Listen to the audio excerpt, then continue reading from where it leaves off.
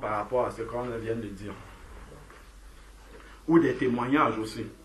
Parce que ça peut, les témoignages dans ces domaines-là, comme dans d'autres aussi, peuvent encourager les autres également à saisir cette victoire-là en Christ.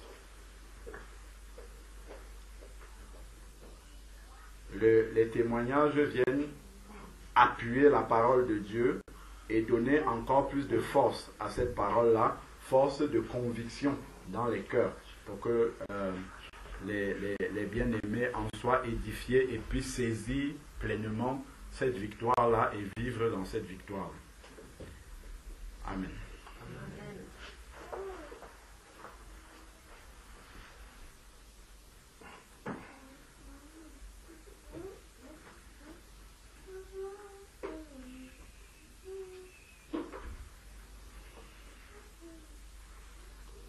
Donc, à chaque fois que le diable vous attaque, si j'ai bien compris, vous êtes dans la défaite. Le silence là, c'est ça que moi je comprends. Hein. En fait, il y a quelque chose qui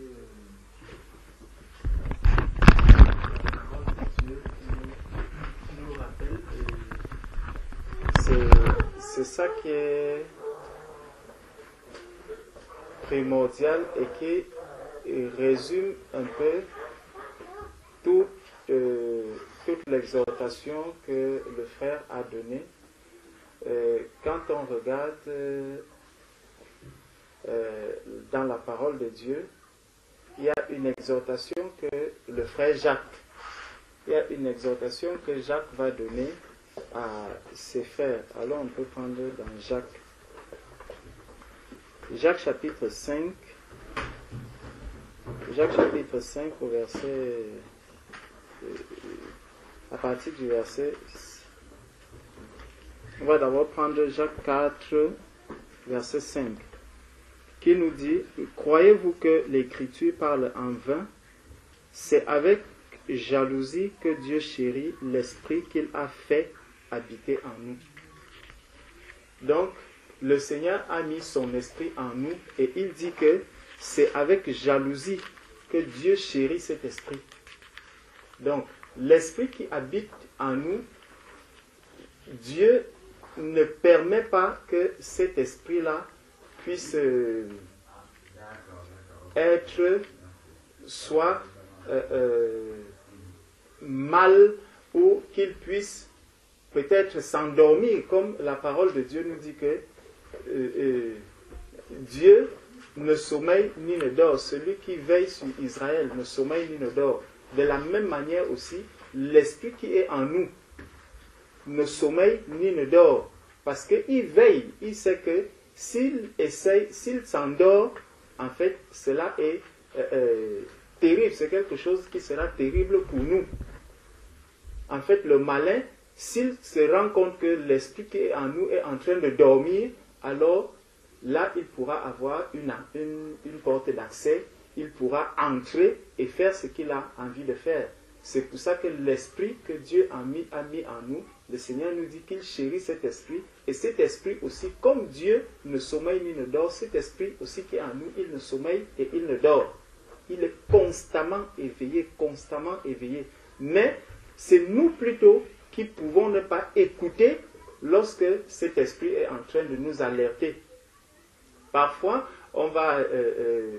nous allons voir des personnes qui vous diront, imaginons un instant, on est là assis et puis un hibou commence à chanter là. Les gens vont commencer à se regarder et à dire, ça c'est la sorcellerie. Pourtant, il est écrit dans Genèse chapitre 2 que c'est Dieu qui a créé les oiseaux du ciel. Donc l'oiseau aussi, le Seigneur lui a donné la possibilité de voler partout. Donc si là il y a de l'air, il est normal que s'il y a un endroit où il peut poser ses pieds, qu'il se pose et qu'il se mette à chanter. Pour celui qui est dans le monde, lui il va dire, ah voilà la sorcellerie, voilà quelqu'un qui vient déjà faire de la sorcellerie chez moi. Mais est-ce que celui qui est enfant de Dieu doit aussi avoir les mêmes pensées? Donc dans Jacques chapitre 5 maintenant au verset 8, à partir du verset 7, il dit: Soyez donc patients, frères, jusqu'à l'avènement du Seigneur.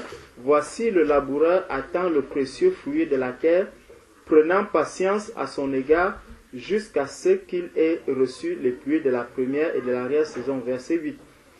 Vous aussi soyez patients, affermissez vos cœurs, car l'avènement du Seigneur est proche. Voilà le mot qui nous intéresse. Affermissez vos cœurs.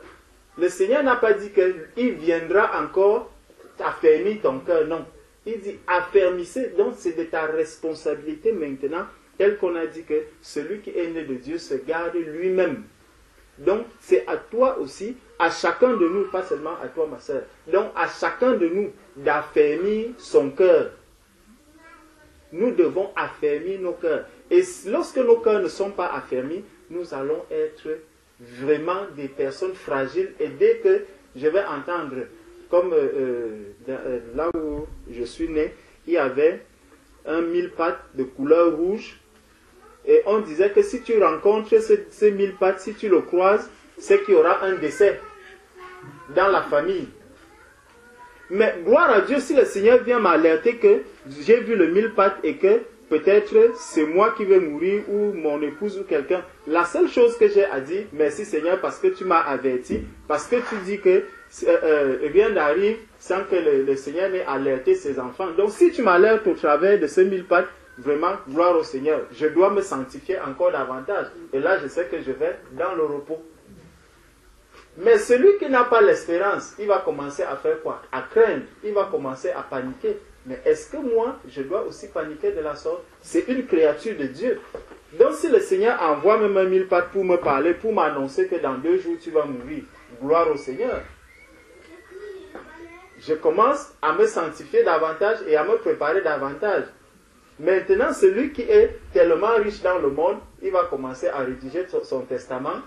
Il va commencer à dire, bon voilà, si je meurs aujourd'hui, allez m'acheter tel cercueil, allez faire ceci, allez faire cela. Il sera même dans l'inquiétude par rapport à ses entreprises, par rapport à tout ce qu'il a. Mais celui qui est en Christ, lui, il dit gloire au Seigneur parce que le Seigneur est venu lui annoncer un message. Donc si le cœur est vraiment affermi, nous allons avancer vraiment avec assurance. Et on le voit dans le psaume 27 où l'apôtre Paul, lorsque l'apôtre Paul, je ne vais pas être long, dans le psaume 27, pas l'apôtre Paul, excusez-moi, David, dans le psaume 27, David va dire, l'Éternel est ma lumière et mon salut. De qui aurais-je crainte? Psaume 27. Chapitre 27. Non, à partir, Psaume chapitre 27, verset 1. Nous sommes au verset 1. Donc, l'Éternel est ma lumière et mon salut. De qui aurais-je crainte? Quand on regarde de qui aurais-je crainte ici, on peut se dire qu'il s'adresse simplement aux hommes. Mais maintenant, si on revient dans Éphésiens 4, c'est Éphésiens 4 ou...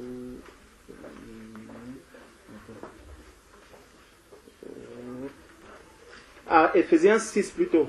Éphésiens 4.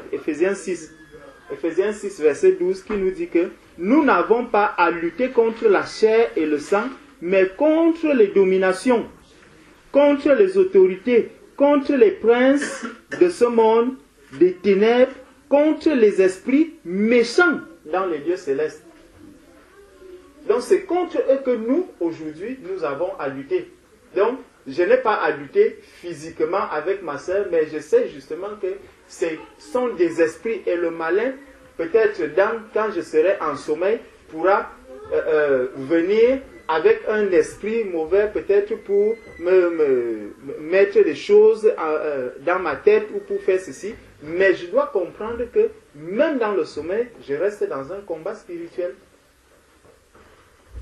Et je vais combattre dans le sommeil avec quoi?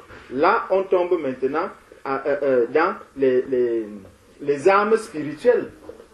Dans les armes spirituelles, le bouclier de la foi. Il faut que j'ai toujours la foi, même dans le sommeil. En fait, même dans le sommeil, je dois avoir toutes ces armes spirituelles-là en moi. Donc il va dire, car nous n'avons pas à lutter contre la chair et le sang, mais contre les dominations, contre les autorités, contre les princes de ce monde, des ténèbres, le monde des ténèbres.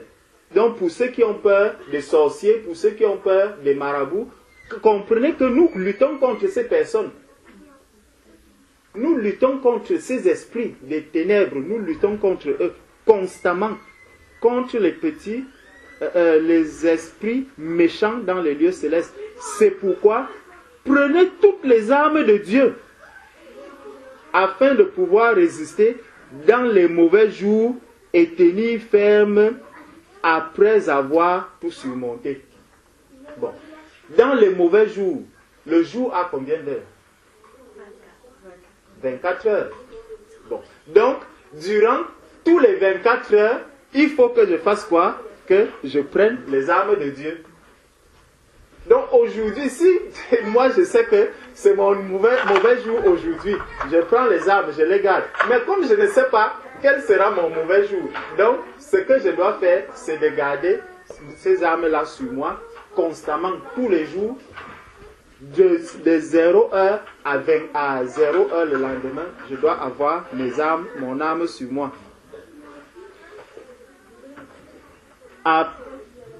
Afin de pouvoir résister dans les mauvais jours et tenir ferme après avoir tout surmonté. Donc, si j'ai des choses à surmonter, ça veut dire que je vais rencontrer des difficultés, mais il faut que je surmonte tout cela. Tenez donc ferme, ayez à vos reins la vérité pour ceinture, revêtez la cuirasse de la justice. Donc, je dois avoir la vérité à mes reins, même dans le sommeil. Même quand je dors, c'est un exercice que je dois faire, que dans le sommeil, est-ce que je commence déjà même à peut-être méditer dans le sommeil?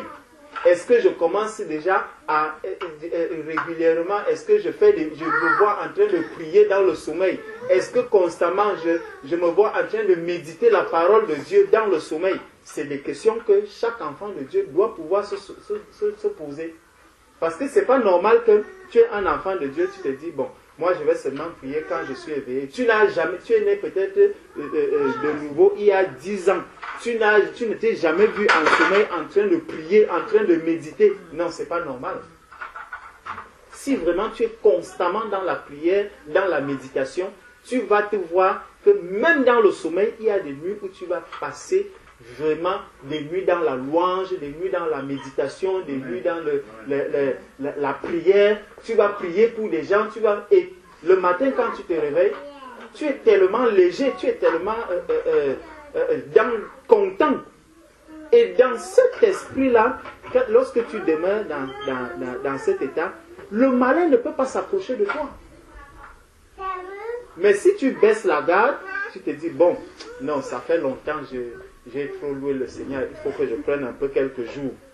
Dès que tu prennes quelques jours, le malin attend le moment opportun pour revenir. Ces quelques jours, il lui suffit de 2 secondes pour qu'il vienne entrer. Donc, si tu baisses la garde, le malin aussi vient. Mettez pour chaussure à vos pieds le zèle que donne l'évangile de paix.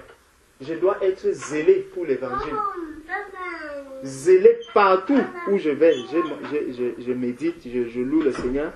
Prenez par-dessus tout cela le bouclier de la foi.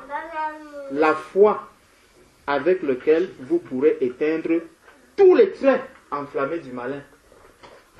Donc, si moi j'estime que le malin est en train de m'attaquer, quand je dors, on me dit ici que je dois prendre quoi? Le bouclier de la foi. Et c'est avec donc la foi en Christ, la foi dans la parole de Dieu, que je vais éteindre ces mauvais esprits-là.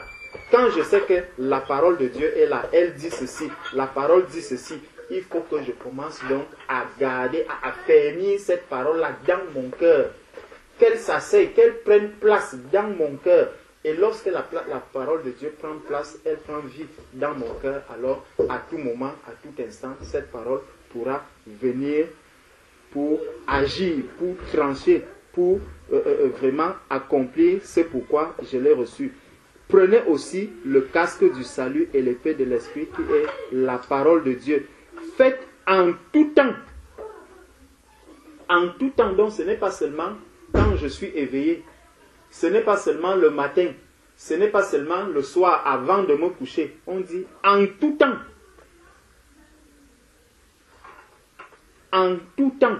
Faites en tout temps, par l'esprit, toutes sortes de prières et de supplications. Donc, est-ce que le moment de mon sommeil ne fait pas partie du temps? De mon temps de vie? Donc, est-ce que pendant que je dors, je suis exempté du temps? Le temps ne s'arrête pas. Donc, en tout temps, la parole de Dieu nous recommande de prier. Faisons donc déjà l'exercice de prière dans le sommeil. Commençons déjà à le faire. Seigneur, je veux prier pendant que je suis en train de dormir. Il faut qu'on commence qu'on apprenne à prier dans le sommeil. Amen. Apprenons, parce que chaque fois donc que je vais prier étant endormi, étant dans le sommeil, il dit des prières et des supplications. Donc, je dois toujours être dans la présence du Seigneur. Je dois toujours, je n'ai jamais dit que je suis, parce que quand, dans Colossiens 1,13, il dit qu'il nous a transportés dans les lieux célestes. Ce n'est pas seulement quand on est éveillé ou quand on est rassemblé comme ça. C'est en tout temps, même quand je dors, spirituellement, je suis dans la présence du Seigneur. Amen. Et donc, je dois pouvoir louer le Seigneur en ce moment, dans mon sommeil. Je dois pouvoir prier le Seigneur en ce moment, dans mon sommeil, parce que je ne suis pas sur la terre, je suis dans les lieux célestes. C'est vraiment important de le comprendre. Parce que c'est là vraiment, c'est pour ça qu'on dit que notre cœur doit être affermi. Nous devons être fermes dans cette parole qu'on entend. Dans la parole de Dieu, elle doit prendre racine, elle doit prendre vie en chacun de nous. Et il dit, veillez à cela avec une entière persévérance. Donc je dois persévérer. Mais bien aimé, si on ne prie pas encore dans le sommeil, commençons, veillons à ce qu'on prie dans le sommeil. Amen. Là, on n'aura même plus ce genre de sujet de prière. Prier parce que je suis attaqué dans la nuit. Si tu es attaqué dans la nuit, maintenant qu'on a entendu cette parole, un frère te dit, ma soeur, c'est parce que tu ne pries pas dans le sommeil. Si te dit ça, est-ce que tu vas bien le prendre? Normalement, c'est ce qu'on doit dire à un enfant de Dieu. Parce que là où on est là, qui peut me dire là qu'il est attaqué? Hein? Il est attaqué là où on est en train de méditer la parole de Dieu. Qui peut dire ici qu'il est en train d'être attaqué? Même dans sa tête, qui est en train d'être attaqué. On est attentif à ce qu'on entend. Donc si dans le sommeil je suis attaqué, ça veut dire que je n'étais pas dans la présence de Dieu. Ça veut dire que je n'étais pas en train d'écouter la parole de Dieu ou de louer le Seigneur, parce que quand on louait tout à l'heure là, je ne pense pas que quelqu'un était ailleurs. Tu étais dans la présence du Seigneur. Donc tu t'es laissé égarer, tu as laissé vraiment une porte, et comme ça le malin est venu te dire, mais dès que tu as regardé, viens, je t'appelle, viens voir ici. Et là tu dis, oui, je vais un peu voir, je vais me combattre avec toi. Dès que tu vas combattre, il dit, celui qui te défend n'est plus là. Maintenant, voici ce que tu vas mourir demain, dans 3 jours. Regarde, immédiatement. Et c'est ça qui nous arrive parce qu'on n'a pas veillé à ce que nous persévérons vraiment dans la présence du Seigneur. Nous devons rester au pied du Seigneur, rester là, à tout moment, de nuit comme de jour. Ne pas nous éloigner du Seigneur. Et ça, c'est quand le cœur est affermi, quand le cœur est vraiment plein de la joie qu'on est né de nouveau. Le Seigneur a racheté, le Seigneur nous a racheté, le Seigneur a accompli toutes choses en nous et qu'il n'y a plus rien qui me manque. Je suis en Christ aujourd'hui. Ce n'est plus moi qui vis, c'est Christ qui vit en moi. Si Christ vit en moi, ça veut dire que tout ce qui est de moi ne m'appartient plus, ça appartient à Christ. Imagine donc Christ en train de dire, j'ai fait des mauvais rêves aujourd'hui. J'ai fait des mauvais rêves, je rêve de la mort, je rêve de ceci. Pourtant, Paul même dit que si je peux même mourir, maintenant, je suis pressé même de partir.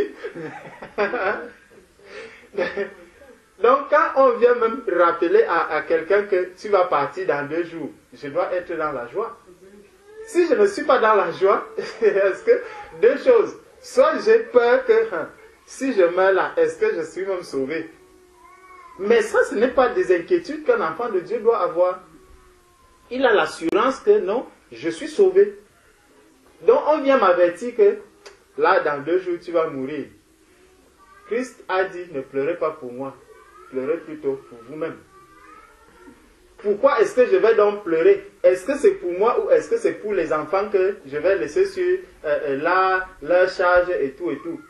Mais je dois donc commencer à prier le Seigneur que Seigneur, toi-même souviens-toi de ces enfants. Parce qu'il faut vraiment que notre cœur soit affermi et qu'on ait vraiment l'assurance que, étant devenu enfant de Dieu, toutes choses sont devenues nouvelles. Notre manière de penser est nouvelle. Notre manière de marcher est nouvelle. Notre manière de voir même les gens est nouvelle. Notre manière d'agir, même au milieu des païens, tout cela est devenu nouveau. Le Seigneur a fait une chose nouvelle dans notre vie. Tout est passé des ténèbres à la lumière. Il n'a pas laissé une partie dans les ténèbres. Non. Tout est passé des ténèbres à la lumière. Donc, si vraiment cela n'est pas encore enraciné, j'ai dit que je ne vais pas être long. Prenons le psaume 27, où on voulait aller, qui disait à la fin du verset 1, « De qui aurais-je crainte? L'Éternel est le soutien de ma vie.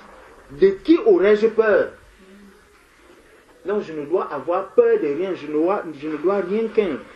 Quand les méchants s'avancent contre moi pour dévorer ma chair, ce sont mes persécuteurs et mes ennemis qui chancellent et tombent. Regardons un peu. Donc mon ennemi s'approche, il vient. Moi, je ne vais pas dire vraiment que tu meurs ou que tu fais ceci, non. Je vais dire, vraiment Seigneur, aie pitié de lui. Parce que d'office, je sais que lui, il a la défaite. La défaite est de son côté. Mais c'est que lui, il ne sait pas qu'il a la défaite. D'office, je n'ai pas à crier. C'est pour ça qu'un enfant de Dieu, ce serait dommage que tu vois par exemple mon fils qui était là tout à l'heure, qui est venu monter sur mon pied. Je vais prendre maintenant le marteau ou une arme pour dire je vais combattre avec lui.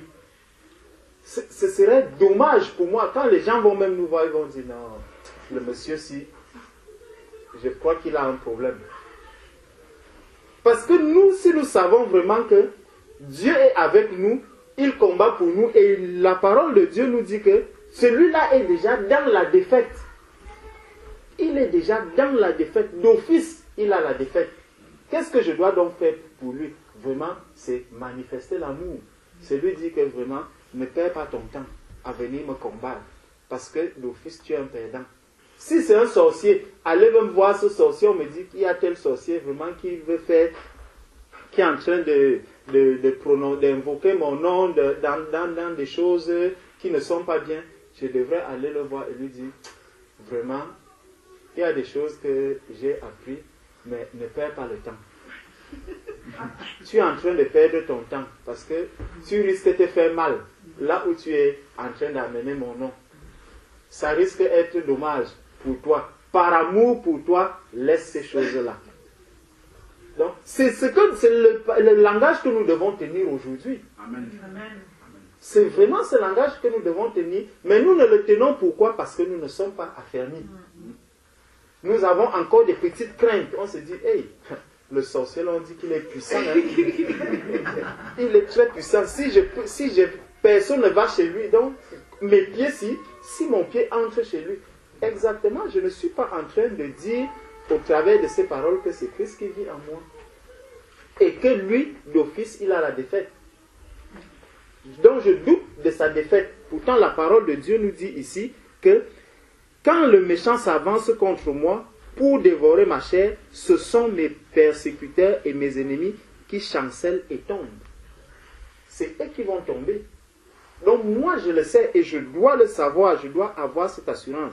Si une armée se campait contre moi, mon cœur n'aurait aucune crainte. Si une guerre s'élevait contre moi, je serais malgré cela plein de confiance. Regardez, quelqu'un qui a confiance à Dieu de cette manière, est-ce que moi je peux dire ça aujourd'hui? Qu'une armée se dresse contre moi, j'ai confiance. J'ai confiance à celui qui vit en moi. C'est ça qu'on doit pouvoir se dire. Et le dire en tout temps. Dans mon lieu de service, partout où je suis, c'est les paroles que je dois confesser. Je demande à l'Éternel une chose que je désire ardemment. Je voudrais habiter toute ma vie ici, il disait, dans la maison de l'Éternel. Mais la parole de Dieu nous dit dans Hébreux 3, verset 6, que c'est nous qui sommes devenus la maison. Donc, lui, il voulait encore habiter dans cette maison, mais moi, je suis déjà l'habitation du Seigneur. Et je dois le prendre par la foi.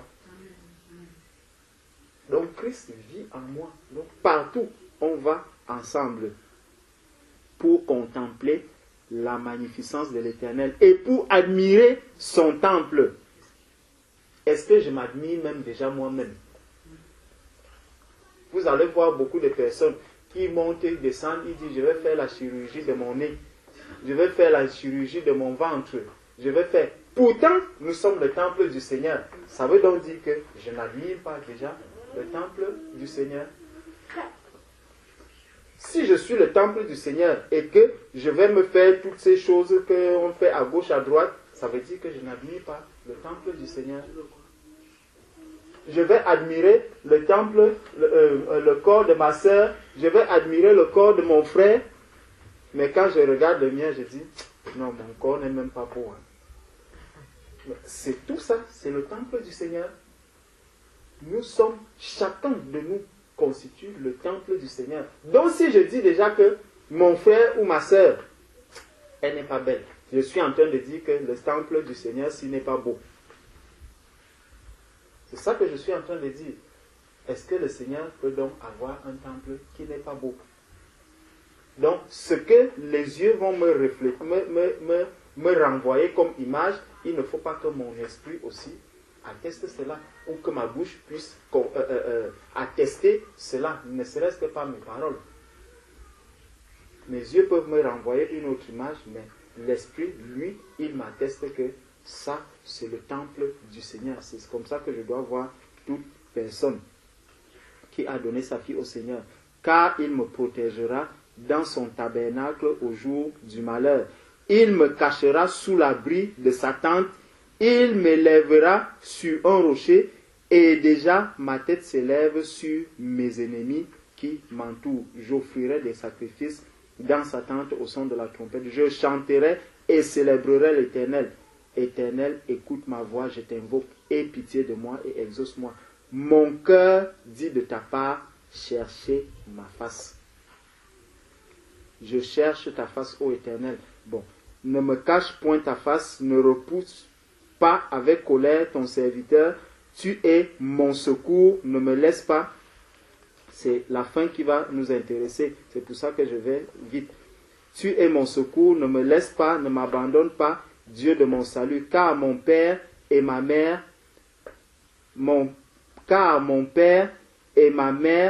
m'abandonnent. Tout à l'heure, quand on louait le Seigneur, il y a un chant où on disait, même si tout le monde m'abandonne en ton nom, j'ai décidé d'être avec toi au dernier jour. Donc, même si mon père, ma mère m'abandonne, moi j'ai pris cette décision d'être avec toi au dernier jour. Donc, je dois demeurer dans cet état, malgré tout cela. Mais l'Éternel me recueillera. Éternel, enseigne-moi ta voie. Conduis-moi dans le sentier de la droiture à cause de mes ennemis. Ne me livre pas au bon plaisir de mes adversaires, car ils s'élèvent contre moi de faux témoins et des gens qui ne respire que la violence. Oh, si je n'étais pas sûr de voir la bonté de l'Éternel sur la terre des vivants. Verset 14. Espère en l'Éternel. Fortifie-toi et que ton cœur s'affermisse. Le Seigneur voudrait que chacun de nos cœurs puisse s'affermir dans la vérité, dans la parole de Dieu. Ainsi, nous ne serons plus des enfants affaiblis, des enfants toujours pleurnichards. Imaginez un parent qui a un enfant. Dès que tu le laisses avec d'autres enfants, tu te lèves, on te dit, ah, c'est l'enfant de la sœur Irène qui est en train de pleurer. Une fois. À peine on commence la méditation. C'est qui? C'est l'enfant de la sœur Irène qui est en train de pleurer. Toujours le même. Elle va encore, elle le porte. Dès qu'elle envoie, c'est l'enfant de la sœur Irène. Même si on ne dit rien, on sera. L'enfant, c'est un problème. Il y a un problème ici. Donc, c'est vraiment pour nous amener à comprendre que nous devons nous affermir dans le Seigneur. Et lorsque nous serons bien affermis, nous n'allons plus avoir peur de quoi que ce soit, parce que nous savons qui habite en nous et qui est devenu notre sauveur, notre protecteur, notre appui, notre consolateur et notre vie. Amen. Christ est venu pour nous donner la paix. Que la paix du Seigneur soit en chacun de vous. Amen. Amen. Amen.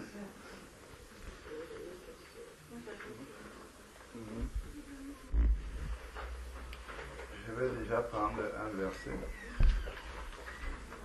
Dans Romains chapitre 8, verset 29.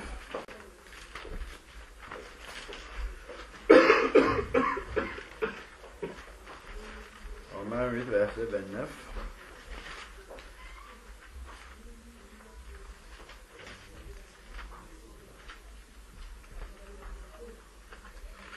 Il est écrit: car à ceux qu'il a connus d'avance, il les a aussi prédestinés à être semblables à l'image de son Fils, afin qu'il soit le premier-né d'un grand nombre de frères. Il y a plusieurs possibilités. Donc, souvent, le Seigneur, dans sa préséance, il voit qu'on va accepter la parole de Dieu. Il commence déjà à diriger notre chemin. Il commence déjà, lui-même, sans qu'on ne s'en rende compte, il commence déjà à mettre des prémices, en fait, à côté de nous, juste pour attirer notre attention. Tu vois? Et Dieu peut faire grâce maintenant. C'est-à-dire que même un païen, un païen peut être sauvé de la main du diable par le Seigneur de manière souveraine.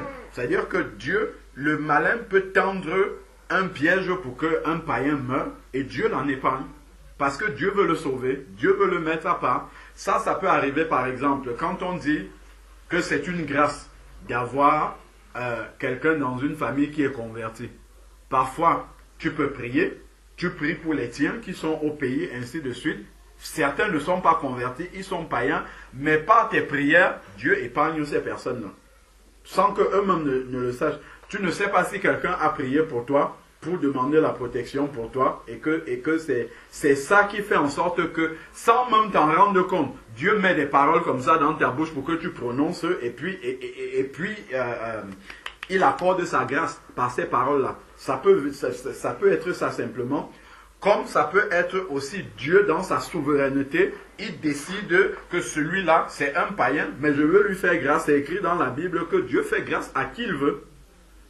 Même un païen peut être malade, il crie à Dieu, Dieu sauve-moi, guéris-moi, et il guérit.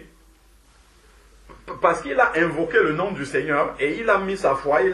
Moi j'ai déjà écouté le témoignage d'une femme musulmane qui s'appelle Esther Gulshan. C'est une Pakistanaise. Donc elle était, malade, atteinte de, je ne sais pas si c'est la polio ou quelque chose comme ça. Elle est restée plus de 19 ans couchée dans son lit. Donc, ses parents avaient quand même de l'argent. On a essayé de l'amener chez tous les médecins. Elle était toujours malade, toujours dans son lit. Ensuite, ses parents l'ont amenée en Angleterre pour être soignée. Elle a fait le tour des hôpitaux là-bas. Sa situation était toujours pareille. Et elle avait une tata qui s'occupait d'elle, ainsi de suite. Donc, elle avait tout essayé. Pas de guérison. Toujours sur son lit de maladie. Un jour, il y a sa tante qui était avec elle. Et la tante sort. Et est restée comme ça sur son lit. C'est une musulmane, hein, comme toi. Avant. Et dans son lit, elle dit, toi le fils de Marie, on a dit que tu guéris les maladies, pourquoi tu ne me guéris pas aussi? Et quand elle dit ça dans sa chambre comme ça, elle dit qu'une lumière est apparue comme ça, Jésus est apparu avec ses 12 apôtres dans sa chambre. Et elle a été éblouie comme ça par la lumière du Seigneur. Jusqu'aujourd'hui, elle met des grandes lunettes noires parce qu'elle a des problèmes de vue. Le Seigneur l'a éblouie comme ça. Pourquoi Dieu lui a fait grâce? Dieu fait grâce à qui il veut. Et il y a d'autres personnes qui disent ça, rien n'arrive. Mais elle a dit ça. Peut-être Dieu a vu son cœur. Et il y avait de la sincérité dans son cœur qu'elle cherchait du secours auprès du Dieu créateur, mais qu'elle ne connaissait pas. Dieu a vu cette sincérité-là et le Seigneur est apparu, le Seigneur l'a guérie, elle s'est levée de son lit où elle était couchée depuis près de 19 ans. Elle s'est levée, elle a marché, le Seigneur lui a parlé, il lui a dit, si tu suis mes commandements, tu viendras dans mon royaume, quelque chose comme ça. Le Seigneur lui a dit ça. Et quand sa tante est revenue, elle était debout. Sa tante était abasourdie. Sa tante lui demande qu'est-ce qu'il y a. Elle la voit marcher normalement. Et elle commence à expliquer, oui, quand j'étais couché, j'ai dit, le fils de Marie, j'ai appris que tu guéris. Ne dis plus ça. Dis que Allah ou Dieu t'a guéri, mais ne dis plus ce que tu viens de dire. Donc, c'est comme ça, en fait, que elle a commencé à confesser et à chercher là-bas au Pakistan des chrétiens pour qu'on lui parle de Jésus-Christ. Elle a été rejetée par sa famille. Son frère a essayé de la tuer en prenant une arme chargée, pointant comme ça sur elle. Arrête de prononcer ce nom de Jésus. Elle dit, c'est qu'il m'a dit. Il m'a dit que si je marche comme il veut, je verrai son royaume. Je ne peux pas le régner. Son frère a essayé pendant près de 30 minutes à tirer sur elle avec une arme chargée. Rien ne s'est passé. Son témoignage est sur Internet. Goulchan. Pourquoi Dieu lui a fait cette grâce-là? C'est une païenne, hein? C'est une païenne, complètement païenne, mais elle a invoqué, ça lui est venu comme ça, dans son cœur. Dieu seul a vu la sincérité de son cœur et le Seigneur a intervenu. Elle était retenue dans le lit parce que, voilà, la maladie vient du diable, on le sait bien, mais Dieu lui a fait grâce. Donc ça peut arriver, effectivement, que quelqu'un, même si on n'a pas prié pour toi, Dieu décide de te faire grâce comme ça et elle est devenue une chrétienne vraiment faite. Elle est passée par la mort, les combats avec sa famille. On l'a rejetée plusieurs fois. Dieu a manifesté des choses puissantes dans sa famille. On l'avait tellement rejetée qu'on ne permettait même plus qu'elle vienne au milieu de sa famille parce qu'elle était, elle était la risée de sa famille parce qu'elle a changé de foi. Elle est sortie de la foi musulmane. Elle est arrivée, je suivais dans son témoignage, un jour, je crois où c'était sa soeur ou son frère qui était décédé, et elle est arrivée, toute la famille pleurait, ainsi de suite. Elle est venue aussi, on ne voulait même pas qu'elle aille voir le corps, ainsi de suite. Et après, elle a supplié, est-ce qu'on peut lui permettre au moins de voir le corps parce qu'elle était rejetée. Mais on l'a abandonnée là, elle est partie voir le corps toute seule, elle a prié, cette personne-là est ressuscitée. Pour montrer à la famille musulmane, parce qu'elle ne pouvait pas témoigner à cette famille-là. La personne est ressuscitée. C'est des choses qui existent. Non, excusez-moi. Tout à l'heure, quand elle a posé la question, elle Oui. vous a demandé si un non-croyant pouvait avoir la grâce. Oui. Et vous avez dit non. Non, c'est pas ce que je suis en train de dire. Non, attendez, Non, Oui. l'esprit de Dieu. Elle a demandé L'esprit, oui, non, ça c'est différent. Lui, il a dit non. Mais Oui. Là, il parle un de la non-croyant peut avoir par la la grâce. Oui. Voilà. Mais maintenant, quand il dit qu'un non-croyant ne peut pas avoir l'esprit de Dieu, mais il dit plus tard que quelqu'un, par la grâce de Dieu, peut recevoir l'esprit de Dieu, ça devient deux choses différentes. Non. L'appel. Non, on ne parle pas d'appel. Parce que là, lui, il a dit, elle a demandé, elle était musulmane. Elle se faisait attaquer. Mais dans son rêve, au fond d'elle, elle priait Jésus, elle baignait son enfant dans le sang de Jésus. C'est la question qu'elle vous a posée. Après, vous dites que non. C'est pour ça, moi, je me pose la question. Parce que Joël dit que dans la nouvelle alliance, je reprendrai mon esprit sur toute chair. Il n'y a pas une exception. Parce que quand vous dites que quelqu'un ne peut pas avoir l'esprit de Dieu d'un côté et d'un autre côté, on vous prouve que la main de Dieu est miraculeuse, est incroyable, ça veut dire qu'il y a... En fait, il ne faut pas confondre l'esprit de Dieu et la grâce de Dieu. Oui, c'est ce que je... C'est-à-dire que... Elle a posé sur l'esprit de Dieu, vous avez expliqué sur la grâce de Dieu. Non, l'esprit de Dieu, c'était au passage, comme ça. Elle a posé la question. En fait, si quelqu'un a l'esprit de Dieu, c'est qu'il est né de nouveau. C'est ce qu'on a expliqué dans l'enseignement. Oui, ça, Voilà. Dans un païen, d'ailleurs, on a lu dans Jean chapitre 14 que l'esprit, le consolateur, que le monde ne peut pas connaître. Donc, un païen ne peut pas connaître l'esprit de Dieu. Donc, l'esprit de Dieu ne peut pas venir habiter dans un païen. Ça, c'est sûr et certain. Si l'esprit de Dieu vient habiter dans un païen, il devient chrétien. On a vu ça chez Corneille. Mais voilà. Les païens écoutaient la parole de Dieu, l'esprit de Dieu est descendu sur eux. Tout de suite, Pierre dit qu'on doit les baptiser. Ils sont devenus chrétiens. Pourtant, Ils ne sont Bible plus dit païens. qu'il est venu pour ceux qui ne le connaissaient pas. Quand le Seigneur dit qu'il répandra son esprit sur toute chair, c'est-à-dire que dans la fin des temps, en fait, Dieu va appeler un grand nombre de personnes à lui. En fait, c'est pas qu'il vient comme ça, il envoie son esprit sur tout le monde, que tu sois païen, que tu sois chrétien. Dans la fin des temps où... Là, on parle de la prophétie de Joël, donc Oui, tu vas parler. si. Oui. Quand il dit, je reprendrai mon esprit sur toute chair, dans la nouvelle alliance. lui, dans la nouvelle alliance. Il n'a pas dit la fin des temps, parce que vous parlez de la fin des temps. Attends, on lit ce qui est écrit. C'est dans Actes chapitre 2.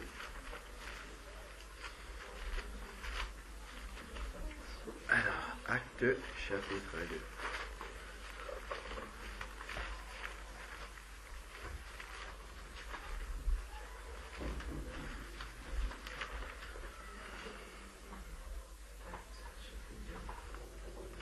Alors, dans Actes chapitre 2, verset 16. Actes chapitre 2, verset 16.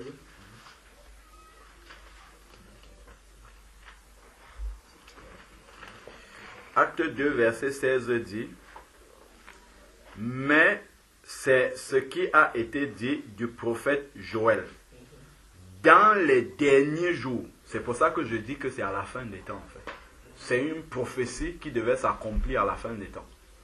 Il dit, dans les derniers jours, Dieu dit Dieu, je répandrai mon esprit sur toute chair. Vos filles et vos fils et vos filles prophétiseront, vos jeunes gens auront des visions et vos vieillards auront des songes. Oui, mes serviteurs, sur mes serviteurs et sur mes servantes, dans ces derniers jours-là, je répandrai mon esprit et ils prophétiseront.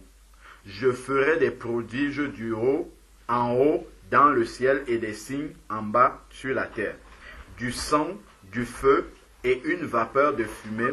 Le sommeil se changera en ténèbres et la lune en sang avant que vienne le jour du Seigneur, ce jour grand et magnifique. Alors quiconque invoquera le nom du Seigneur sera sauvé. Quiconque invoquera. Donc, par exemple, quelqu'un qui invoque le nom du Seigneur comme ça, le Seigneur vient, comme cette dame dont on parle là, Oui. Esther Gouchan. C'est vrai que moi, je n'étais pas convertie, Oui. mais j'aimais Dieu.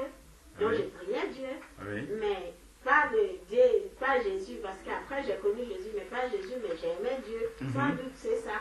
Le fait que j'ai prié Dieu et que je lui confiais tout, peut-être c'est pour ça que Jésus... Qu'il est venu se révéler. Amen. Amen, oui, ça peut se faire.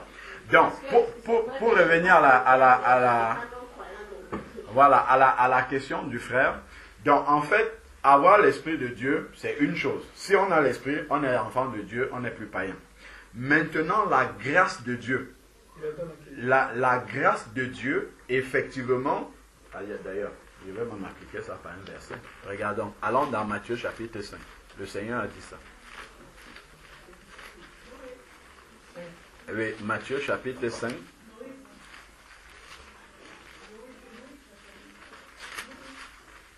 Matthieu chapitre 5. Verset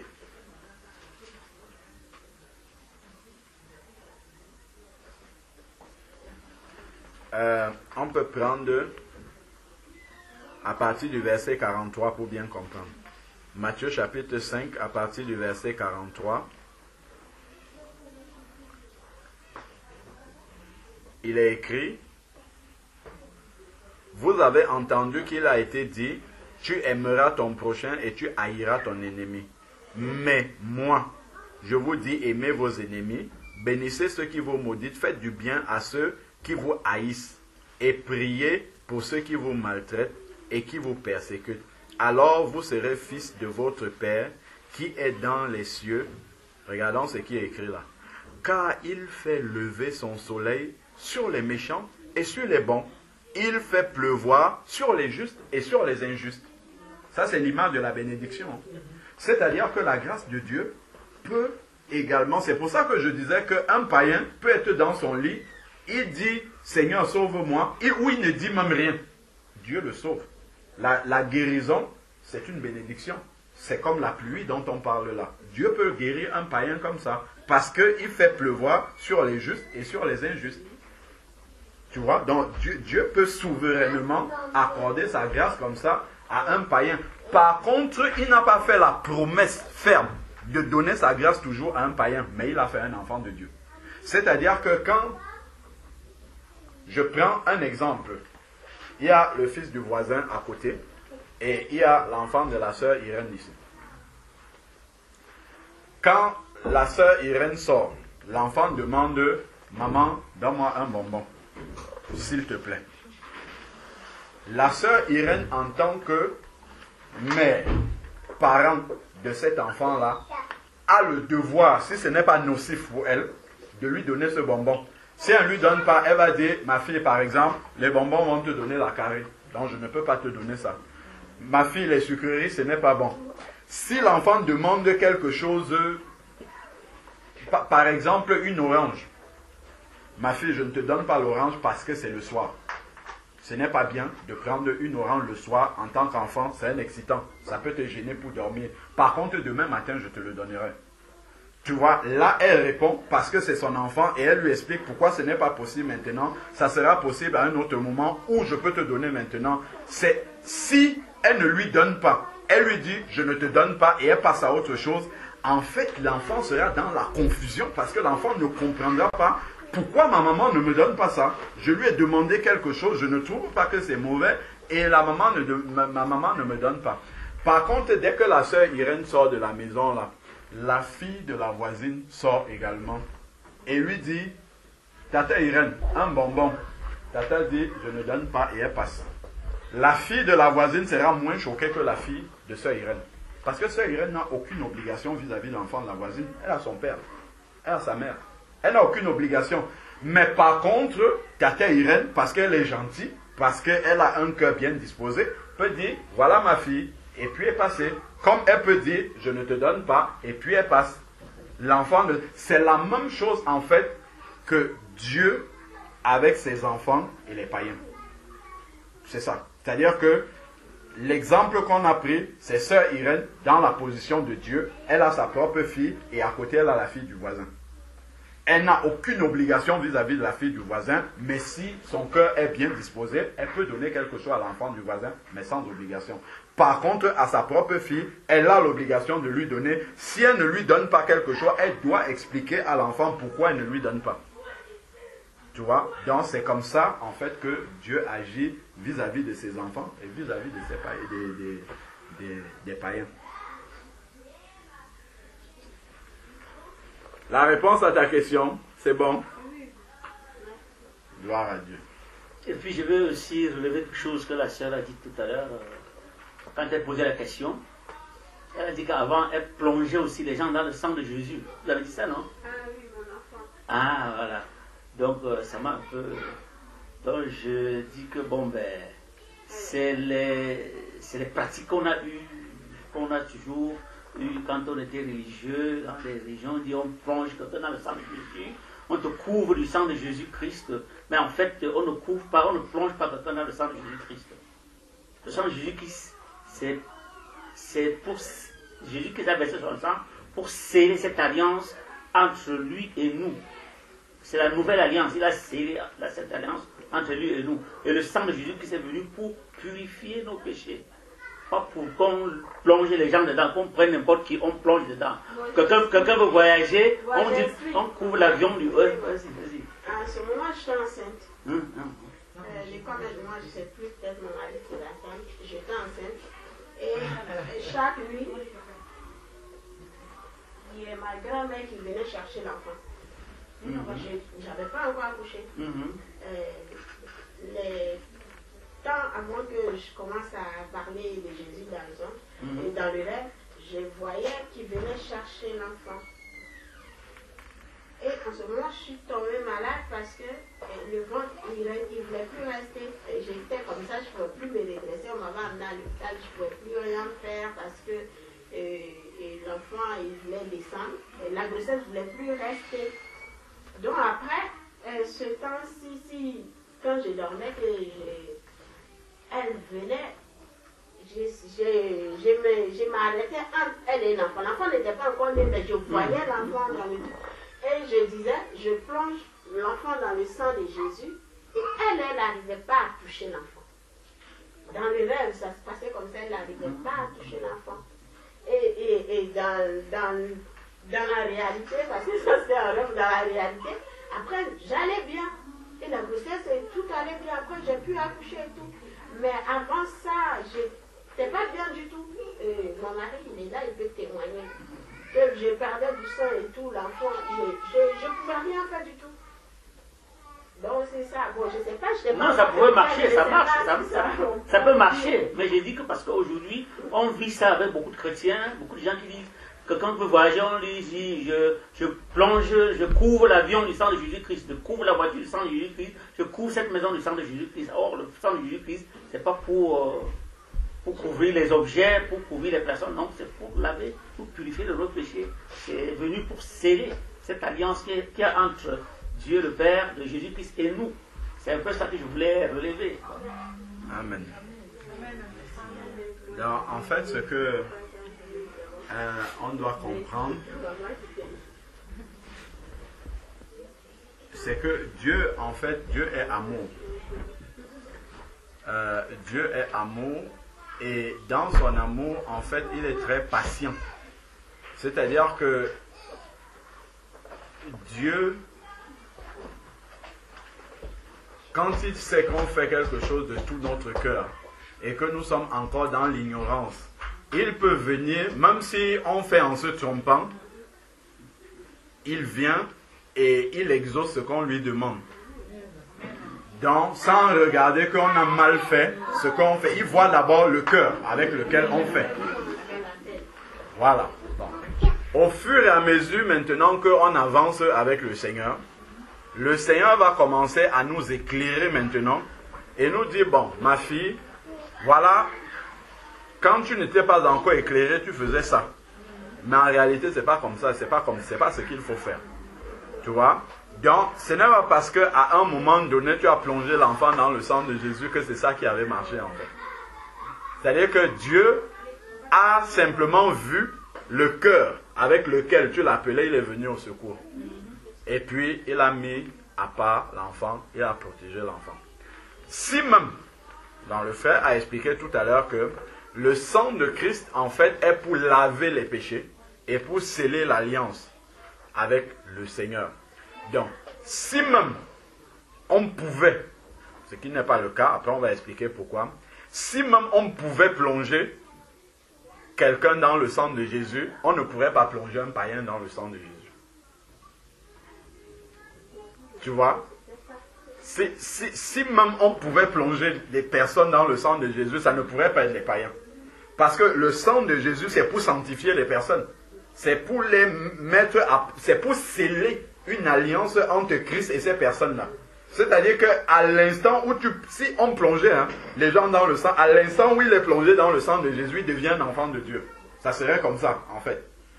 Bon, donc déjà, on ne peut pas, on n'aurait même pas pu, si on pouvait plonger des choses ou bien des personnes dans le sang de Jésus, on n'aurait pas pu plonger des païens dans le sang de Jésus.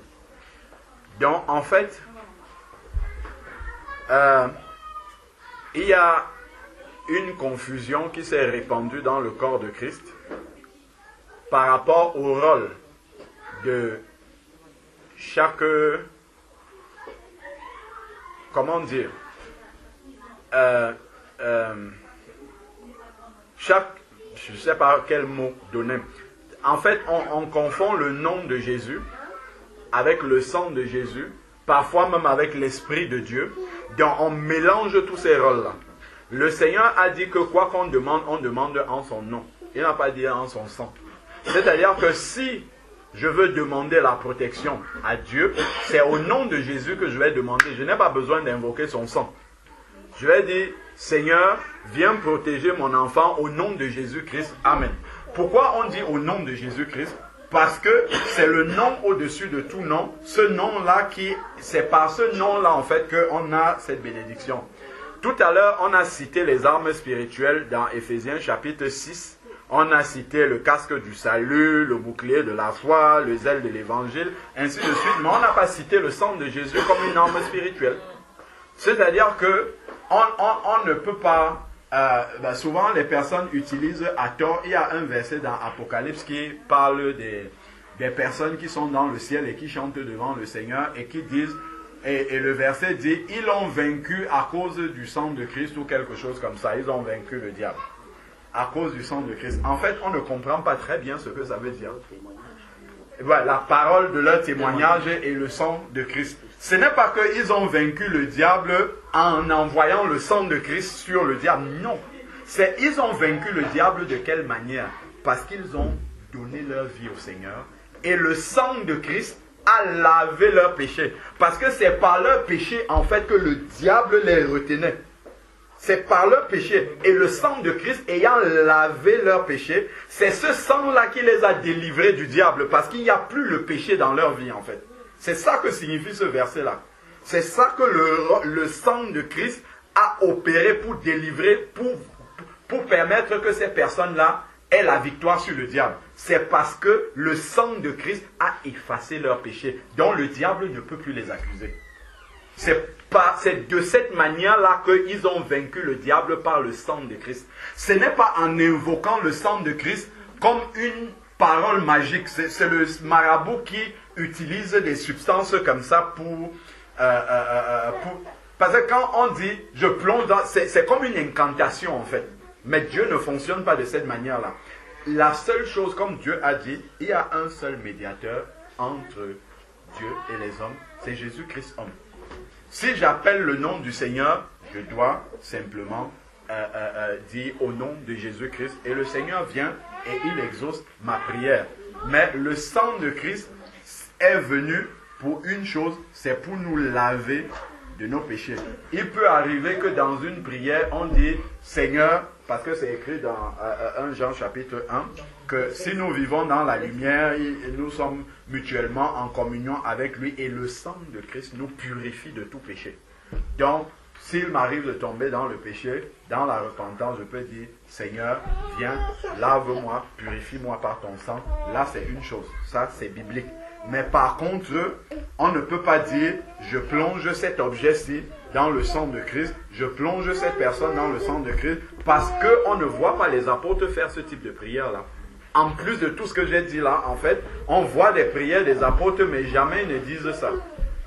Or, la Bible nous dit dans Éphésiens chapitre 2, verset 20, que nous sommes fondés sur le fondement des apôtres et des prophètes, Jésus-Christ étant la pierre angulaire. Donc, si je fais quelque chose, je dois pouvoir montrer dans la Bible où Jésus a fait ça et où les apôtres ont fait ça. Donc, les apôtres n'ont jamais invoqué le sang de Christ. Pourquoi que ce soit, en fait. Le sang de Christ a accompli une œuvre, celle d'effacer nos péchés, celle de sceller la nouvelle alliance, mais ce n'est certainement pas une arme du combat spirituel. C'est le nom de Jésus qui est une arme du combat spirituel. Voilà pourquoi quand tu chasses le diable, quand tu fais une prière d'autorité, tu vas dire au nom de Jésus, sors d'ici. Tu ne vas pas lui dire par le sang de Jésus, sors d'ici. Non, ça n'a pas, ça n'a pas de... En fait, ce n'est pas biblique de faire comme ça. C'est le nom de Jésus. Et c'est pour ça qu'il nous est dit, c'est le nom au-dessus de tout nom, en fait. Donc c'est par ce nom-là qu'on obtient, qu'on confesse cette autorité-là sur le diable. Amen.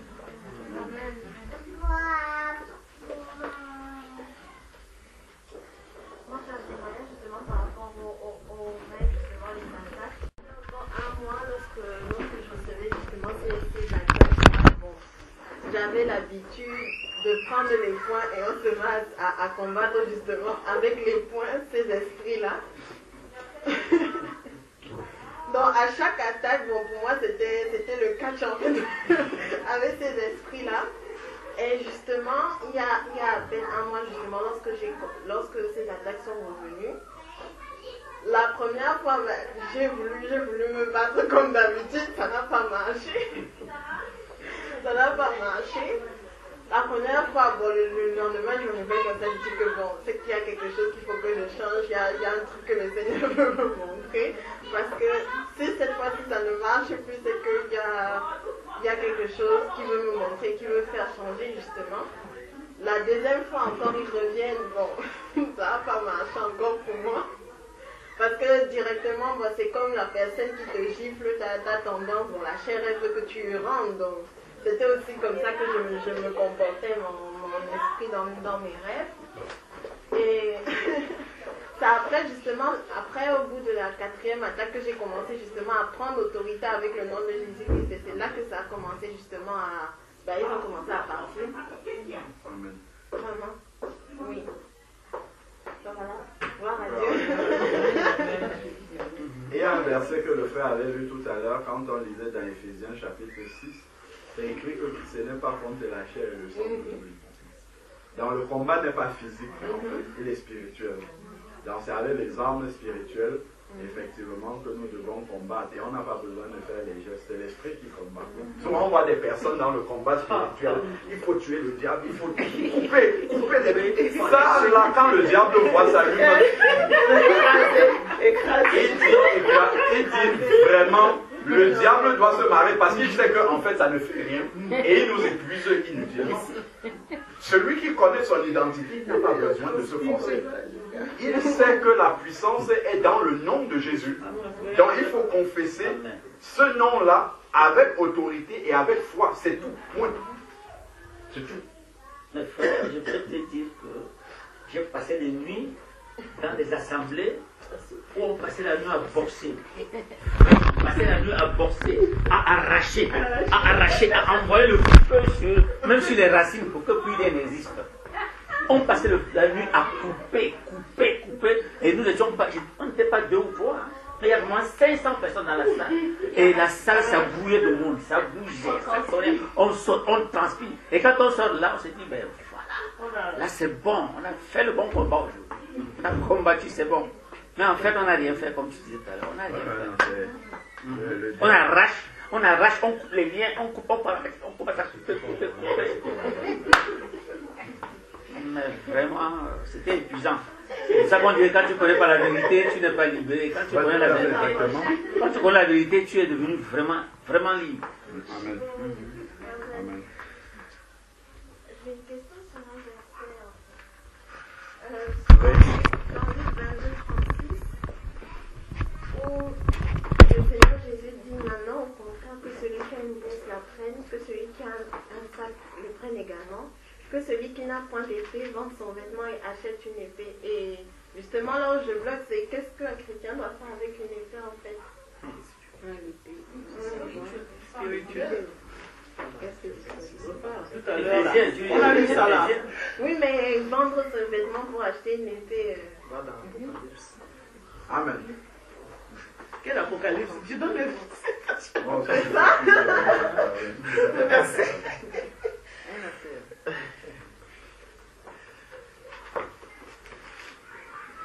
Frère, réponds. Tu as déjà donné le verset, non? C'est Apocalypse, c'est à l'église de Laodicée, non? C'est Apocalypse chapitre 3.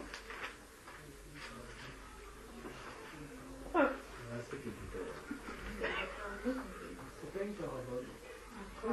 C'est pas une parabole. Comment? Ce qu'elle vient de lire, c'est pas une parabole. Bah, on peut déjà revenir sur le verset. Comme ça. Parce qu'elle dit vendre ton vêtement pour acheter une épée. C'est dans Luc, tu as dit, non? C'est une parabole pour moi, je pense. C'est ça qu'il explique, non? Et dans la parabole, il y a une explication. Oui, Dans le verset à la base, c'est Luc combien?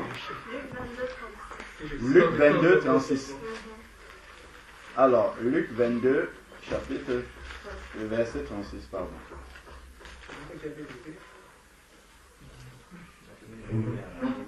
Et il leur dit maintenant, au contraire, Luc 22, on va remonter plus haut pour comprendre le contexte un peu. Amen.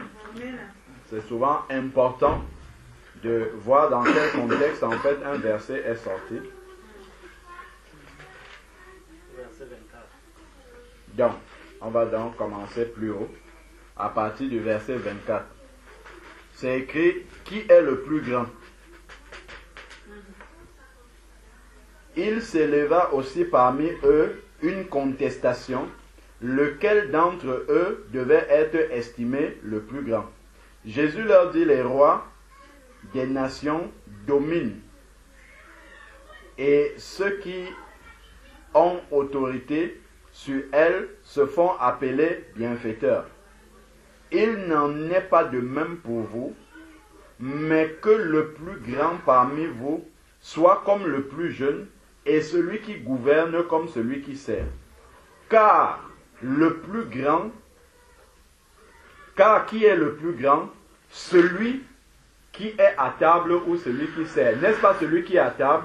Et moi cependant, je vous dis, je suis au milieu de vous comme celui qui sert. Vous êtes ceux qui ont persévéré avec moi dans mes épreuves. C'est pourquoi je dispose le royaume pour vous, comme mon Père en a disposé pour moi, afin que vous mangiez et buvez à ma table dans le royaume, et que vous soyez assis sur des trônes pour juger les 12 tribus d'Israël.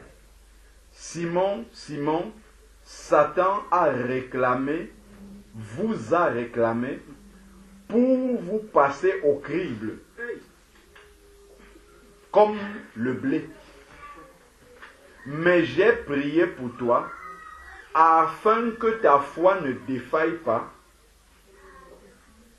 Le bouclier de la foi avec lequel on peut éteindre tous les temps enflammés de l'ennemi. Pour que ta foi ne défaille pas. Et toi, quand tu seras revenu, affermis tes frères. Revenu à moi, affermis tes frères. Le Seigneur lui dit Pierre, je suis prêt à aller avec toi en prison et à la mort.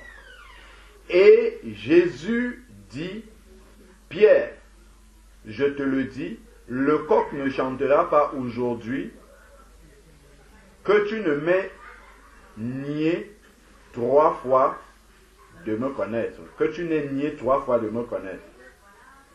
Et il leur dit encore, quand je vous ai envoyé sans bourse, parce qu'il les avait envoyés d'abord sans rien prendre, ni sac, ni sandales. Avez-vous manqué de quelque chose? Ils répondirent rien. Et il leur dit, maintenant au contraire, que celui qui a une bourse la prenne. De même, celui qui a un sac et celui qui n'a pas d'épée vendent son vêtement pour en acheter une.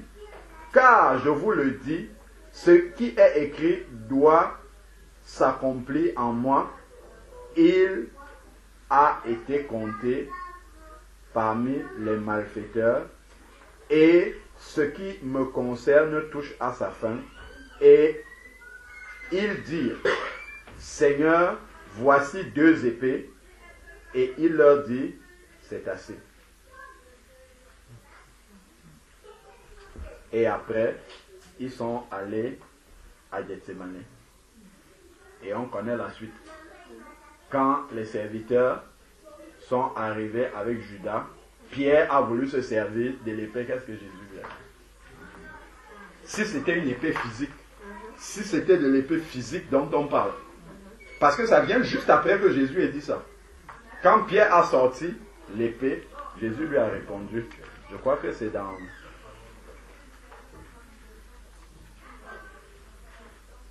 Alors, l'arrestation de Jésus, ça suit après là. Voilà, donc on peut prendre à partir du verset 47. Comme il parlait encore, là on est à Gethsémane, voici une foule arriva, et celui qui s'appelait Judas, l'un des 12, marchait devant elle. Il s'approcha de Jésus et lui donna un baiser, et Jésus lui dit, Judas, c'est par un baiser que tu livres le Fils de l'homme. Ceux qui étaient avec Jésus, voyant ce qui allait arriver, dirent, Seigneur, frappons-nous de l'épée. Ah, il leur a parlé de l'épée avant. Et eux, ils disent, Seigneur, frappons-nous de l'épée. Et l'un d'eux frappa, ils n'ont même pas attendu la réponse de Jésus. Et l'un d'eux frappa le serviteur du souverain sacrificateur et leur emporta l'oreille droite. Mais Jésus, regarde, il y a un mais. Mais introduit un contresens parce qu'il n'avait pas compris de la bonne manière. Il n'avait pas compris cette parole que Jésus avait dite concernant les épées. Donc, mais Jésus leur dit, Jésus prit la parole et leur dit, tenez-vous-en là. Tenez-vous-en là. Puis il toucha l'oreille de cet homme et le guérit. Donc Jésus restaure d'abord la personne qui a été, dont l'oreille a été endommagée. Jésus dit ensuite aux principaux sacrificateurs et chefs, ainsi de suite. Donc il était dans le temple. Donc, il y a dans ce passage-ci, ce n'est pas bien précisé. Prenons dans Matthieu 26, qui relate chaque évangile, souvent apporte des précisions. Dans Matthieu 26, c'est bien, il y a plus de précisions que ça. Si on prend Matthieu 26, Je peux parler? hein? Je peux parler? Je peux juste finir, frère. Après, comme ça, sinon, après, le fil va être coupé. Donc, si on prend Matthieu 26,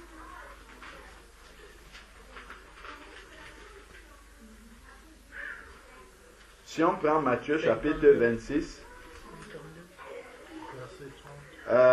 si on... Oui, vers le verset 52 plutôt. Voilà.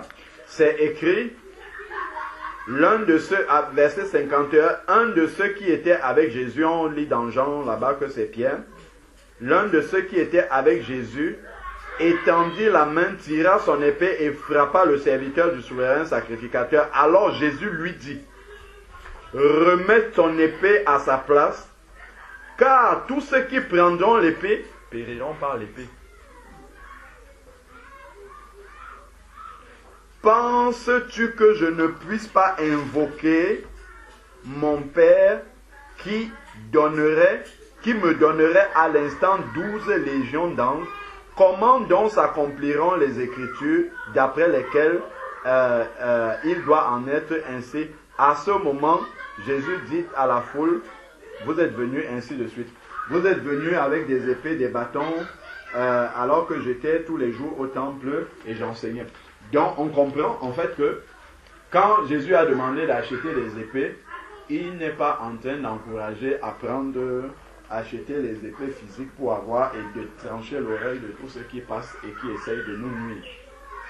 Sinon, ça serait contradictoire avec cette parole qui dit, si on te gifle à gauche, montre l'autre joue également pour être giflé à droite. Alors maintenant dans l'Apocalypse. Apocalypse, la lettre à l'église de Laodicée. Apocalypse chapitre 3.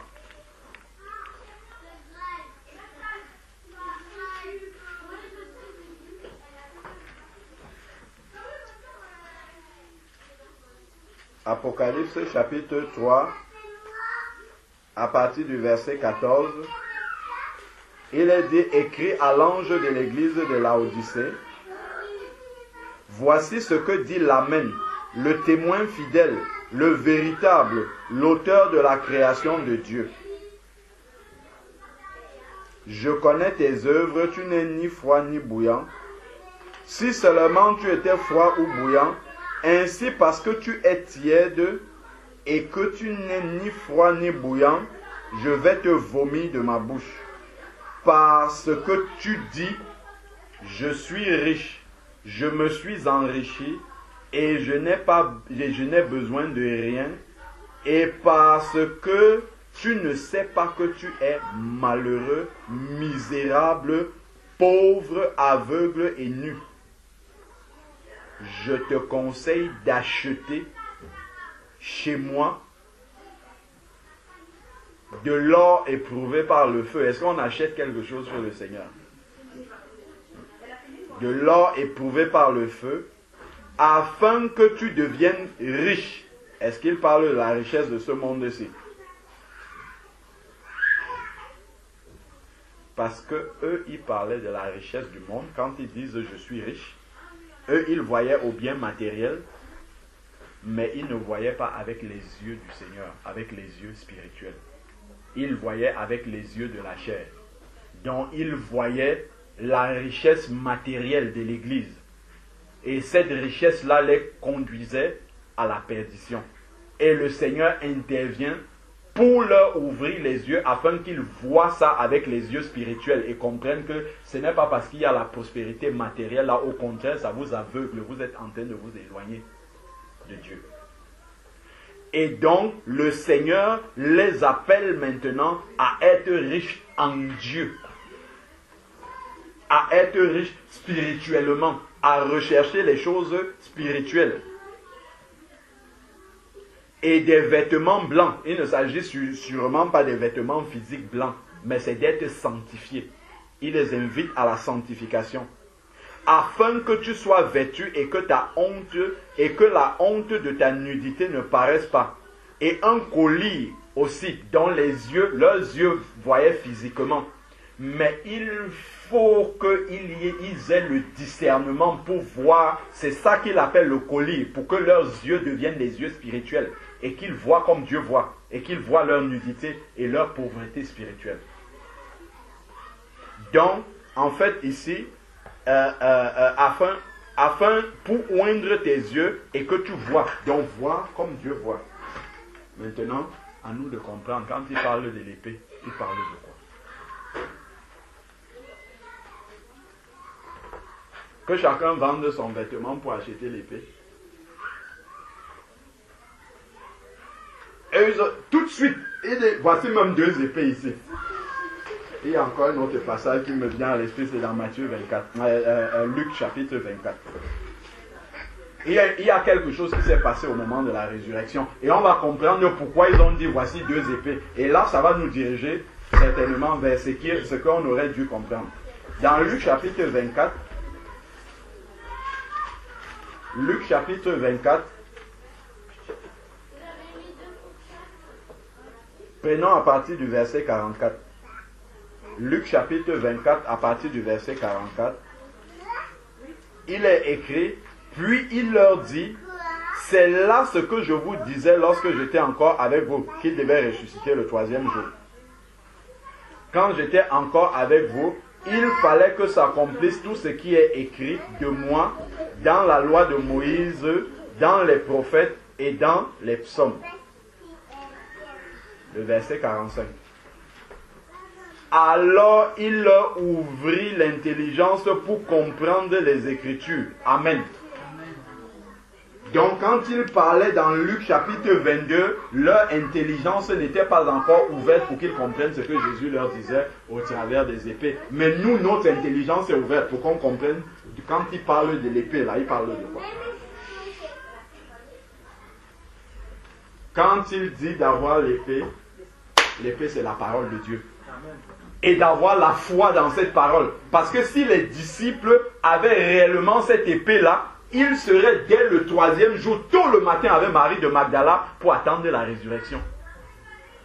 S'ils avaient pris cette épée-là, donc toutes les paroles que Jésus leur avait prononcées, toutes ces promesses-là, voilà par exemple quelque chose qui montre qu'ils n'avaient pas compris de quelle épée il parlait. S'ils avaient pris toutes les paroles qu'il leur disait, ils ne devaient pas être étonnés. Thomas ne devait pas dire, si je ne mets pas mon doigt là, dans ses côtes, dans ses mains, je ne croirais pas. Thomas n'aurait pas dit ça. C'est parce qu'il n'avait pas pris l'épée. Il n'avait pas pris la parole de Dieu. Il ne l'avait pas gardée avec lui. C'est ça. Prendre l'épée, c'est prendre la parole et la garder en soi et y mettre la foi. C'est ça, garder cette épée-là. C'est de ça que le Seigneur leur parlait. Mais leur intelligence était encore une intelligence humaine. Ils voyaient les choses humainement. Ils pensaient que Jésus parlait des choses physiques. Amen. Justement, la définition de l'épée, c'est dans les hommes spirituels où il dit, et l'épée de l'esprit, qui est la parole de Dieu. Amen. Amen. Amen. Voilà la réponse nette. Donc il faut l'acheter, il faut Tu comprends pourquoi il utilise l'expression acheter? Ah, merci ma soeur. Tu as compris. Parce que acheter, ça ne vient pas comme ça. Le royaume de Dieu est fort. N'oublions pas ce verset-là. Depuis le temps de Jean-Baptiste, le royaume de Dieu est forcé et ce sont les violents qui s'en emparent. Ce sont les violents qui s'en emparent. Donc, il prend la violence du combat, en fait, avec l'épée, pour parler du combat spirituel, avec la parole de Dieu. Parce que ceux qui allaient combattre le soldat romain, en fait, utilisaient une épée pour combattre son ennemi. Mais nous utilisons la parole de Dieu pour combattre justement l'ennemi. Et c'est ça que Jésus a utilisé dans le désert, la parole de Dieu. C'est avec ça qu'il combattait le diable. Il a écrit ça, il a aussi écrit ça, et il avait la foi dans cette parole-là qu'il confessait. Amen. Frère. Non, vous avez déjà répondu. Parce que vous avez pris le contour. Pour arriver là. Quelque chose, parce que quand elle a dit vendre, quand Jésus l'avait dit à ses disciples, c'était une façon de. Parce que de dire même à Pierre, quand il a dit à Pierre, le diable t'a réclamé, t'a crié, et moi j'ai prié pour toi afin que quand tu seras affermi, tu affermisses tes frères. Donc c'était une façon de dire, pour l'instant Pierre n'avait pas encore la foi. Amen. De faire les épreuves où quand, par exemple dans la Bible, quand on dit que Pierre et Jean sortaient du temple, ils ont rencontré un boiteux. Jean, le boiteux qui leur demandait de l'argent, il dit, Jean, je crois que c'est Jean ou l'un d'eux qui a répondu, nous n'avons ni or ni argent à te donner, mais tout ce que nous avons, c'est le nom de Jésus. Par le nom de Jésus, lève-toi et marche. Donc la parole de Dieu est une épée. Amen. Nous tranchons donc. Amen. Parce Amen. que vous êtes encore Gloire à Dieu. Je vais nous prendre encore deux versets pour vous allez voir quelque chose. Dans Éphésiens 6, verset 11. Éphésiens 6, verset 11 nous dit, revêtez-vous de toutes les armes de Dieu. Revêtez-vous de toutes les armes de Dieu. Allons dans Romains 13, verset 14, qui nous dit, mais revêtez-vous du Seigneur Jésus-Christ. Donc, toutes les armes de Dieu, là, en fait, c'est Jésus-Christ. Donc, quelqu'un qui a pris Jésus-Christ en lui a toutes les armes de Dieu. Amen. Amen. Amen. Quelqu'un va prier alors pour... Hein? Oui, bien sûr. C'est quelque chose que j'ai remarqué en fait cette semaine, que j'ai un peu tendance en fait à qualifier en fait les œuvres des païens en fait en disant que c'est pas normal ou quelque chose comme ça, ou ils sont un peu des enfants. Et comme je sais qu'on peut pas dire d'un enfant de Dieu qu'il est insensé, quelque chose comme ça, est-ce qu'on peut le dire pour des païens?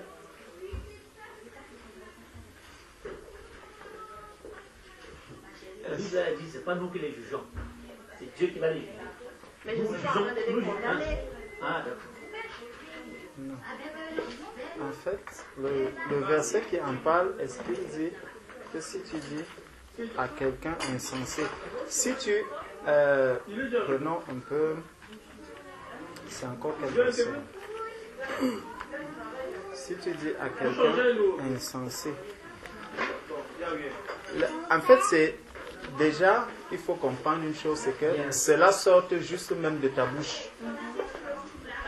Dès que cela sort même de ta bouche, c'est déjà un problème devant le Seigneur.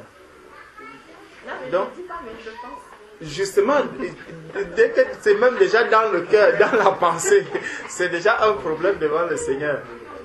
Tu comprends un peu?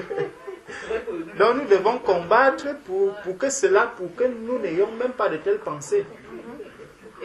Parce que insulter un enfant de Dieu, c'est vrai que lui, il a vraiment, il est revêtu de Christ. Donc si tu insultes un enfant de Dieu, en fait tu insultes Christ. Mais si toi maintenant tu vas insulter même un païen, ça veut dire que tu es en train de dire que c'est Christ qui insulte le païen. Tu vois un peu? Donc si un païen t'insulte, en fait il est en train d'insulter Christ. Mais si toi maintenant, enfant de Dieu, tu insultes un païen, tu es en train de dire que Christ est en train d'insulter un païen. Donc ça devient, rien que voir la chose de cette manière, donc vice versa, ça pose déjà tout un problème. Donc tel que je ne peux pas dire à un chrétien insensé, moi aussi, de ma bouche, puisque c'est Jésus même qui le dit, que si tu dis à quelqu'un insensé, tu mérites déjà une peine. Donc je n'ai pas à dire cela à quelqu'un d'autre, même si c'est un païen. Donc je ne peux pas dire que ce que tu fais là, c'est pas normal. Ce n'est pas de ça qu'on parle. Mais c'est pas ce qu'on est en train de parler, ce que moi je comprends dans ce que le frère dit, c'est que le frère parle de la personne. Mais il dit ne participez pas aux œuvres des ténèbres, mais condamnez-les, c'est différent. C'est-à-dire que même le diable, on a partagé de ça un vendredi soir, même le diable, on ne doit pas insulter le diable. Par contre, on doit condamner les œuvres du diable. Tu vois, dans les païens, on va condamner les œuvres des païens. Oui, pas jeter la personne, mais traiter la chose que la personne est œuvre. Tu peux les actes. Les actes. Tu peux dire la chose que tu fais n'est pas bien, ça c'est le diable. Ouais, exactement. Dénoncer, voilà.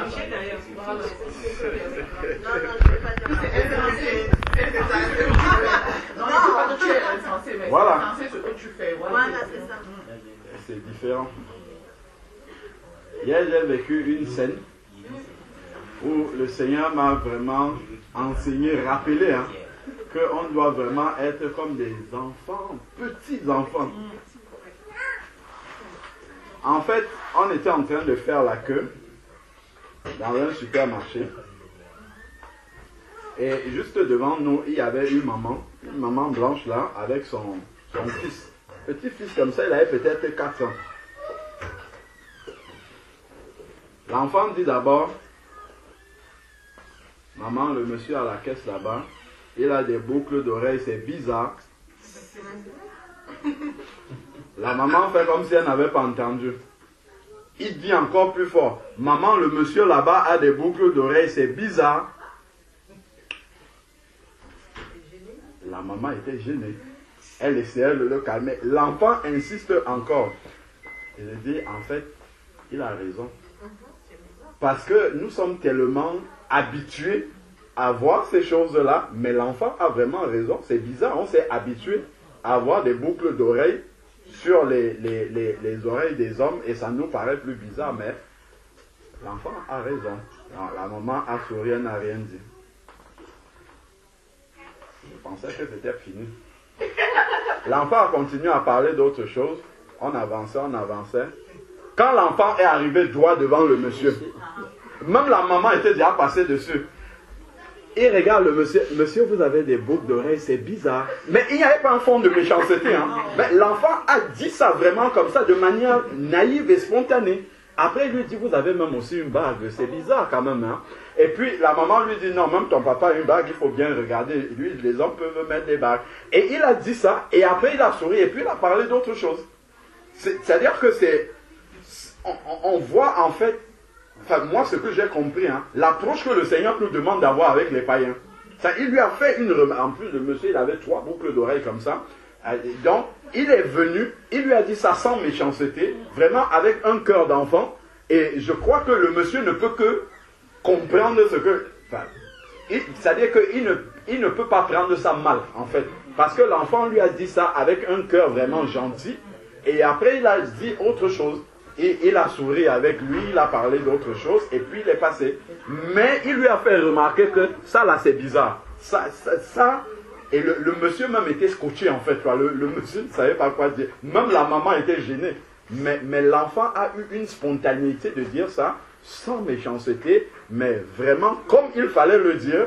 Il lui a fait remarquer ça, et il peut aider ce monsieur-là de cette façon-là. Parce que le monsieur ne sent pas de condamnation, il ne sent pas vraiment de rejet, en fait, dans la manière dont l'enfant s'est exprimé. Et c'est une qualité, en fait, qu'on perd hein, quand on devient adulte. Oui. Nous, on est tout de suite... On frappe en oubliant qu'on était pire que ça. Nous, on prend l'épée, mais de la mauvaise manière. On prend l'épée et on coupe les gens. Parce que Pierre, lui, l'a coupé physiquement, mais nous, on coupe spirituellement, mais de la mauvaise façon. On coupe de la mauvaise façon, et vraiment, que le Seigneur nous donne la sagesse de couper avec amour. Amen.